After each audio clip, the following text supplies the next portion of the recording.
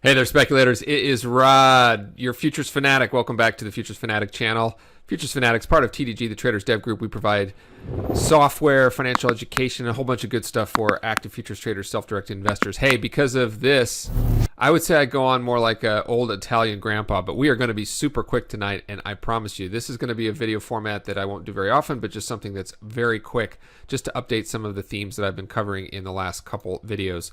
So, tonight, right after these messages, I'm just going to talk about Ethereum, Ethereum futures, Bitcoin, a quick update on Voyager, which is an app I've talked about, and the Voyager token. We'll do so right after these messages.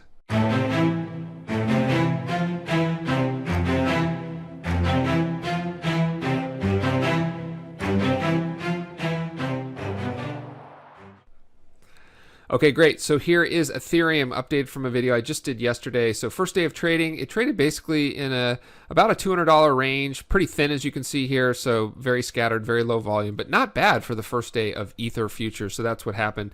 All the action, of course, was here in Bitcoin on news of Tesla buying some for their treasury, and finally, the evil empire of Elon Musk gets out there in the open, and you get 48,000 or whatever you got going on up here. Next is VYGVF, a stock that I mentioned maybe about not even a week ago at this time. You can see this particular thing happened. So it went from about $5.50 all the way up to 16. I took off about 20% of my position today because you just had to.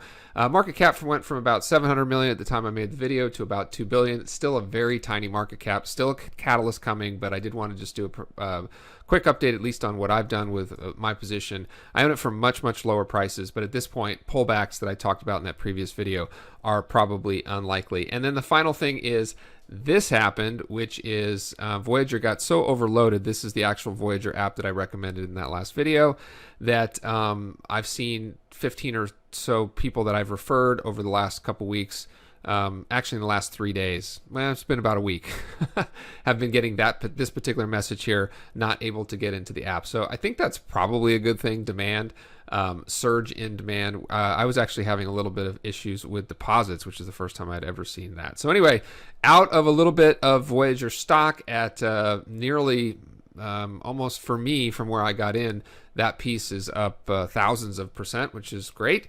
When we first mentioned it, it was $5 up to 16. Bitcoin going a little crazy, as well as just general speculation, which probably means we're still in the early innings. But I've been doing this a very, very long time, and I'm starting to finally feel a little bit of animal spirits. All that really means is that maybe we get some kind of a little blow-offy top that give you some action, two-way action in a lot of securities, a quick rapid sell-off that comes from just about nowhere, which would be good for me because I do have some short calls and a little bit of exposure to the downside. Other than that, every chart looks pretty constructive, and what's happening in the crypto markets has been very exciting. There you go. I promise I kept it under 5 minutes, like an old grandpa just rambling on. Anyway, that's it for tonight. My name is Rod, Futures Fanatic, reminding you to stay green and trade like you mean it. Thanks.